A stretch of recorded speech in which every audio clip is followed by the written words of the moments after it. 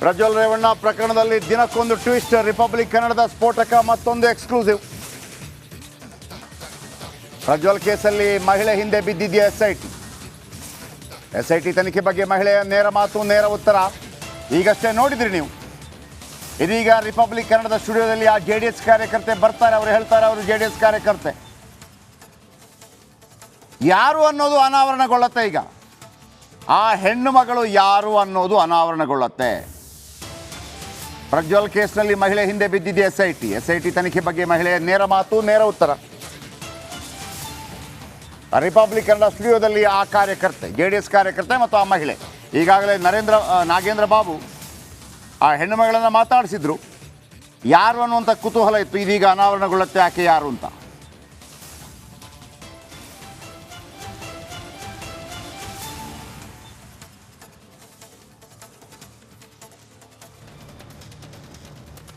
ಈಗ ನಾನು ರಾಜಕೀಯದಲ್ಲಿದ್ದೀನಿ, ಅವರು ರಾಜಕೀಯದಲ್ಲಿದ್ದರು. ಆಮೇಲೆ ಎಲೆಕ್ಷನ್ ನಡೀತಾ ಇದ್ದ ಟೈಮಲ್ಲಿ ನಾನು ಕಾಲ್ ಅಥವಾ ಮಾತಾಡಿರೋದು ಇರ್ಬೋದು, ಕೆಲವು ಫೋಟೋಗಳು ಲೈಕ್ ಸೋಷಿಯಲ್ ಮೀಡಿಯಾದಲ್ಲಿ.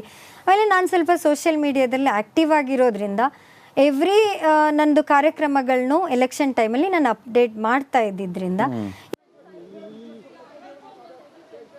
ಈಗ ನಾನು ರಾಜಕೀಯದಲ್ಲಿದ್ದೀನಿ, ಅವರು ರಾಜಕೀಯದಲ್ಲಿದ್ದರು. ಆಮೇಲೆ ಎಲೆಕ್ಷನ್ ನಡೀತಾ ಇದ್ದ ಟೈಮಲ್ಲಿ ನಾನು ಕಾಲ್ ಅಥವಾ ಮಾತಾಡಿರೋದು ಇರ್ಬೋದು, ಕೆಲವು ಫೋಟೋಗಳು ಲೈಕ್ ಸೋಷಿಯಲ್ ಮೀಡಿಯಾದಲ್ಲಿ.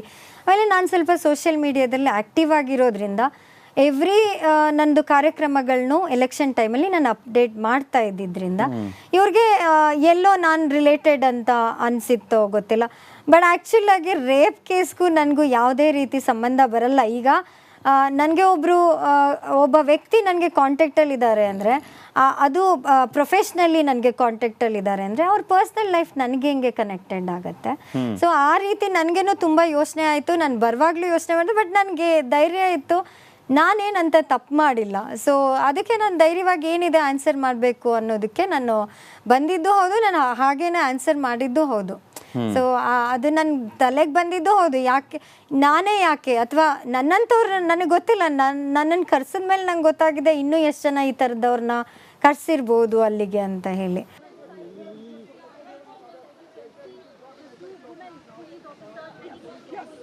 ನೀವು ಹೇಗೆ ಅವ್ರ ಜೊತೆ ಕಾಲಲ್ಲಿ ಮಾತಾಡಿದ್ದೀರಾ, ಯಾಕೆ ಮಾತಾಡಿದ್ದೀರಾ ಅಂತ ಹೇಳಿ. ಎಲೆಕ್ಷನ್ ಟೈಮಲ್ಲಿ ನಾನು ಓಡಾಡಲೇಬೇಕು. ಅವರು ಎಲ್ಲೆಲ್ಲಿ ಪ್ರೋಗ್ರಾಮ್ಗಳು ಅರೇಂಜ್ ಮಾಡ್ತಾರೆ ನನಗೆ ಅದು ಇನ್ಫಾರ್ಮೇಷನ್ ಬೇಕು. ನಾನೇನು ಡೈರೆಕ್ಟಾಗಿ MP ಜೊತೆ ಕಾಂಟ್ಯಾಕ್ಟಲ್ಲಿ ಇರ್ತೀನಿ ಅಂತ ಅಲ್ಲ, ನಾನು ಸುತ್ತ ಎಲ್ಲರ ಜೊತೆ PA ಇರ್ಬೋದು, ಡ್ರೈವರ್ ಇರ್ಬೋದು. ಬಿಕಾಸ್ ನನ್ನದು ಕೆಲಸನೇ ಅದು. ಏನಂತ ಹೇಳಿದ್ರೆ ನಾನು ಎಲ್ಲಿ ಕಾರ್ಯಕ್ರಮಗಳಿಗೂ ನಾನು ವಿಸಿಟ್ ಮಾಡ್ತಿದ್ದೆ. ಆ್ಯಂಡ್ ನಾನು ಮುಂಚೆಯಿಂದನೂ ಗುರುತಿಸ್ಕೊಂಡಿದ್ದವಳು ಹಾಸನ ಜಿಲ್ಲೆಯಲ್ಲಿ ನನ್ನದೊಂದು ಸಂಘಟನೆ ಮುಖಾಂತರ ಅಥವಾ ಈ ಥರ. ಅದಕ್ಕೆ ನನಗೆ ಎಲ್ಲ ತಾಲೂಕಲ್ಲೂ ನನ್ನದೇ ಆದ ಫಾಲೋವರ್ಸ್ಗಳಿದ್ದಾರೆ. ಹಾಗಾಗಿ ಅವ್ರಿಗೂ ಅದು ತಿಳಿದೆ ನನ್ನನ್ನು ಅಲ್ಲಿಗೆ ಕರೆದಿದ್ರು. ಸೊ ನಾನು ಅಲ್ಲಿ ಓಡಾಡ್ತಾ ಇದ್ದೆ. ಆ ರಿಲೇಟೆಡ್ ನಾನು ಅವ್ರ ಜೊತೆ ಕಾಂಟ್ಯಾಕ್ಟಲ್ಲಿ ಇದ್ದಿದ್ದು ಹೌದು. ಇವರು ಕೇಳ್ತಾರೆ ನನಗೆ ಯಾಕೆ ಕಾಂಟ್ಯಾಕ್ಟ್ ಅಂತ. ಇದನ್ನು ಹೇಳಿದ್ರೆ ನಿಮ್ಮ ಜೊತೆನೇ ಯಾಕೆ ಆ ಥರ ಕಾಂಟ್ಯಾಕ್ಟಲ್ಲಿ ಇರಬೇಕು ಅನ್ನೋದು ಇವ್ರದ್ದು ಕ್ವೆಶನ್. ನಾನು ಎಲ್ಲನೂ ಹೇಳಿದ್ದೀನಿ ಓಪನ್ ಆಗಿ. ನಾನು ಅವ್ರ ಜೊತೆ ಮಾತಾಡ್ತಾ ಇದ್ದಿದ್ದು ಹೌದು, ಮಾತಾಡಿರೋದು ಹೌದು, ಕಾರ್ಯಕ್ರಮಗಳ ಬಗ್ಗೆ ತಿಳ್ಕೊಂಡಿದ್ದು ಹೌದು.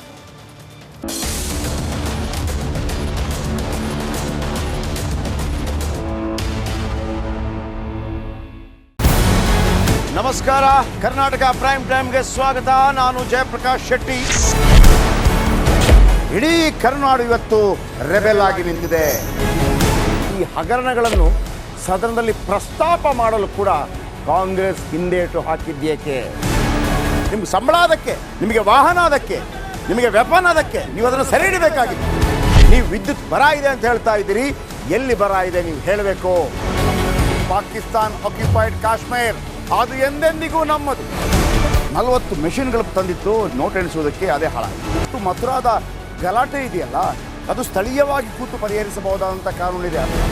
ಗ್ಯಾರಂಟಿ ಯೋಜನೆಯಿಂದ ನಷ್ಟ ಆಗಿದೆ, ಲಾಭ ಆಗಿದೆ, ದಯವಿಟ್ಟು ಹೇಳಿ. Dawood Ibrahim most wanted criminal ಯಾವಾಗಾದ ಅಂದರೆ ಇಲ್ಲಿ ತನಕ ಭಾರತ ದೇಶದಲ್ಲಿ ಓರ್ವ ದಲಿತ ಪ್ರಧಾನಿಯಾದಂಥ ಇತಿಹಾಸವೇ ಇಲ್ಲ.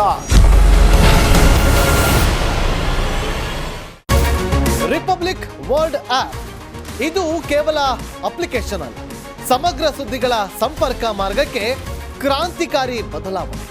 ರಿಪಬ್ಲಿಕ್ ವರ್ಡ್ ಆಪ್ ಕೇವಲ ಸುದ್ದಿ ಅಪ್ಲಿಕೇಶನ್ ಅನ್ನ ಪರಿಚಯ ಮಾಡ್ತಾ ಇಲ್ಲ, ಬದಲಾಗಿ ಡಿಜಿಟಲ್ ಸುದ್ದಿ ಬಳಕೆಯ ಹೊಸ ಯುಗಕ್ಕೆ ನಾಂದಿ ಹಾಡ್ತಾ ಇದೆ.